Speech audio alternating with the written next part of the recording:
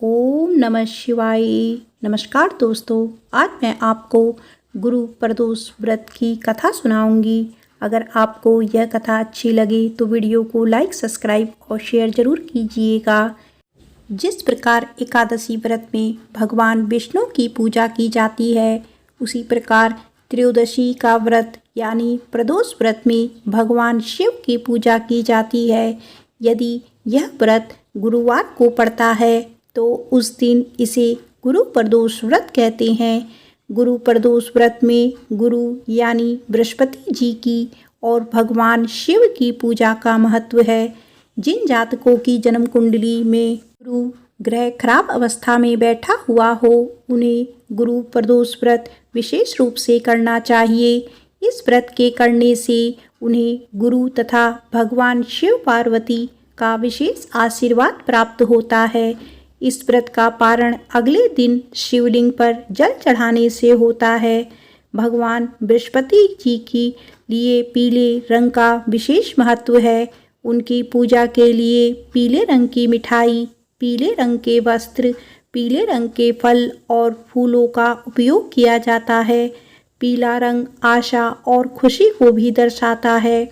इस व्रत को करने वाला जातक स्वयं भी पीले कपड़े पहने तथा उस दिन पीले रंग का विशेष उपयोग करे। आइए अब सुनते हैं गुरु प्रदोष व्रत कथा। एक बार इंद्र और वृत्रासुर ने अपनी अपनी सेना के साथ एक दूसरे से युद्ध किया। देवताओं ने दैत्यों को हरा दिया और उन्हें लड़ाई में पूरी तरह से नष्ट कर दिया। वृत्रासुर यह सब देखकर बहुत क्रोधित हुआ और वह स्वयं युद्ध लड़ने के लिए आ गया।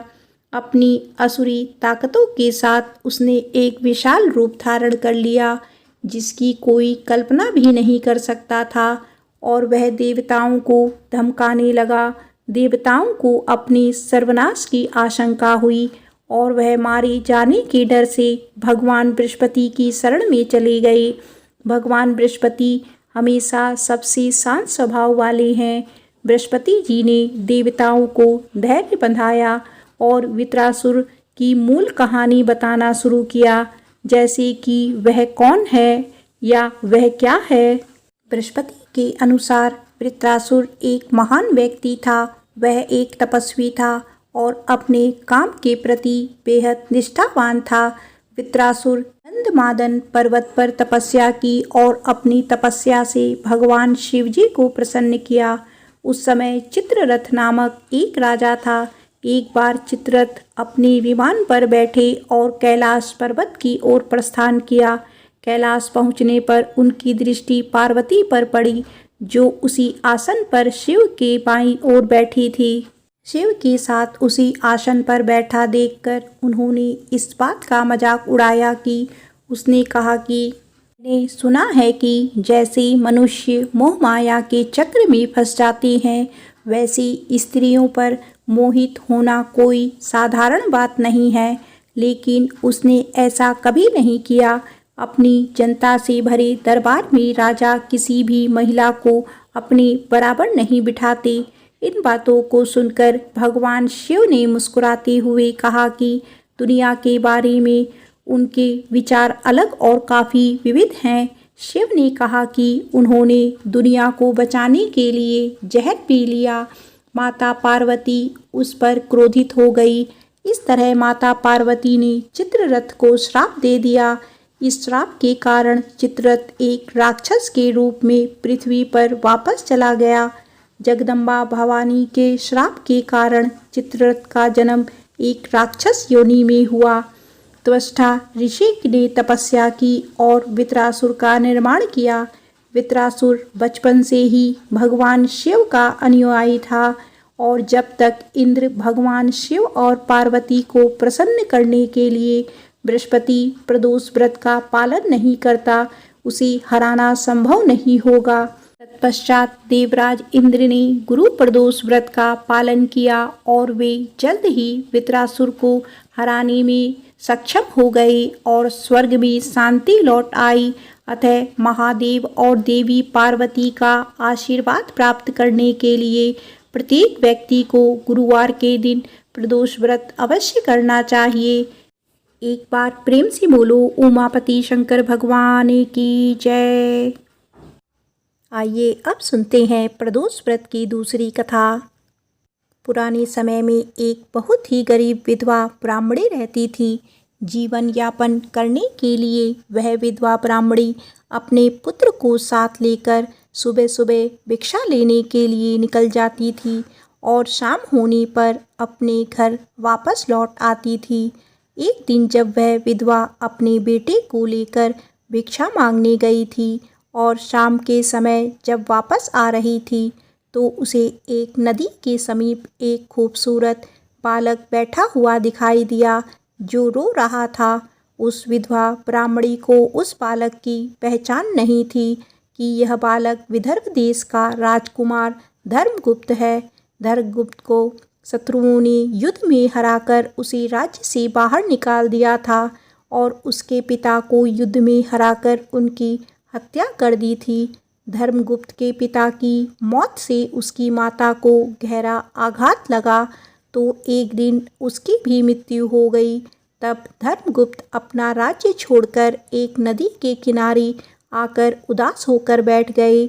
उस बूढ़ी ब्राह्मणी ने जब उस बालक को देखा तो उस पर दया आ गई और दयावश वह उस बच्चे को अपने घर ले आई और उसका पालन पोषण करने लगी। उसे वह बिल्कुल अपने बच्चे के समान समझती थी। इस तरह दोनों बच्चों एक साथ पलने बढ़ने लगे। इनकी बात है कि वह ब्राह्मणी दोनों बच्चों को साथ लेकर मंदिर में दर्शन करने गई। मंदिर में उनकी मुलाकात ऋषि शल्य से हो गई। ऋषि शल्य एक बहुत ही महान ऋषि थे जिन्हें सभी मानते थे। जब ऋषि शल्य ने धर्मगुप्त को देखा तो उस ब्राह्मणी को बताया कि यह बालक विदर्भ देश की राजा का पुत्र धर्मगुप्त है। इसके पिता युद्ध में वीर गति को प्राप्त हुए हैं। यह कहते हुए ऋषि शल्य ने उस विधवा ब्राह्मणी को धर्मगुप्त की माता की मृत्यु के बारे में भी बताया। जब उस ब्राह्मणी को यह सारी बातें पता चली तो वह बहुत ही दुखी हुई। उस ब्राह्मणी को कहा कि प्रदोष व्रत करो। यह कहते हुए ऋषि शल्य ने प्रदोष व्रत की सारी विधि बताई। तो व्रत की सारी विधि जानकर वह ब्राह्मणी अपने दोनों पुत्रों को लेकर घर आ गई। तीनों ऋषि शल्य के बताए हुए नियमों का पालन करते हुए प्रदोष व्रत करने लगे, पर उन्हें व्रत के फल के बारे में कोई भी जानकारी नहीं थी। समय व्यतीत होने के बाद एक दिन वह दोनों बालक जंगल में घूम रहे थे। तभी उन्होंने वहां कुछ गंधर्व कन्याओं को घूमते हुए देखा। तो ब्राह्मणी का जो बालक था वह तो देखते ही अपने घर वापस आ गया, पर राजकुमार धर्मगुप्त वहीं पर ठहर गया। धर्मगुप्त गंधर्व कन्या अनुमति की ओर आकर्षित हो गए। कुछ देर दोनों एक दूसरे की तरफ देखने के बाद आपस में बातें करने लगे। बात करते करते गंधर्व कन्या और राजकुमार दोनों को एक दूसरे से प्रेम हो गया। तब धर्मगुप्त अंशुमति से विवाह करने के लिए उसके पिता से मिलने गए। जब अंशुमति के पिता को यह पता चला कि यह बालक विदर्भ देश का राजकुमार है तो उन्होंने भगवान शिव की आज्ञा का पालन करते हुए अपनी पुत्री अंशुमति का विवाह धर्मगुप्त के साथ कर दिया। अंशुमति से विवाह होने के बाद राजकुमार धर्मगुप्त की किस्मत के सितारे वापस पलटने लगे। राजकुमार धर्मगुप्त ने बहुत से संघर्ष के बाद फिर से अपनी गंधर्व सेना का निर्माण किया और विदर्भ देश पर आक्रमण कर दिया। उनके बीच में काफ़ी युद्ध हुआ। युद्ध होने के बाद धर्मगुप्त को विजय हासिल हुई और उनको अपना राज्य वापस मिल गया। कुछ समय व्यतीत होने पर धर्मगुप्त को इस बात का एहसास हुआ कि उन्हें जो कुछ भी मिला है वह उनकी माता और उनके प्रदोष व्रत करने का फल है। उनके प्रदोष व्रत करने से भगवान शिव ने प्रसन्न होकर उनके जीवन की सारी कठिनाइयों को दूर किया है।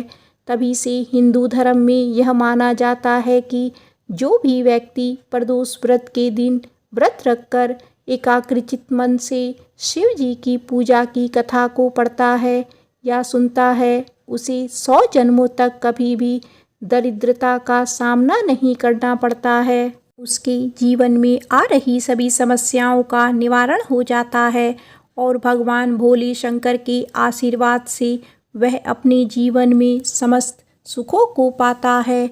प्रेम से बोलो उमापति शंकर भगवान की जय।